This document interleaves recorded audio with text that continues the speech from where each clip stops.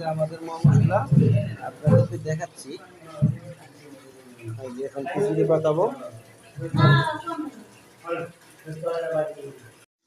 এই যে ইউটিউবের কাজ করি মানে আমার সব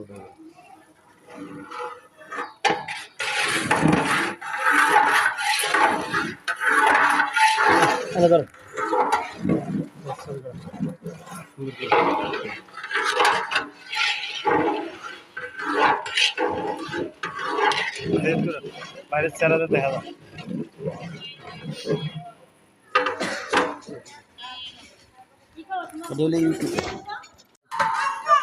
না রাব্বার কথা তো কর নাই নাকি সব আছে না।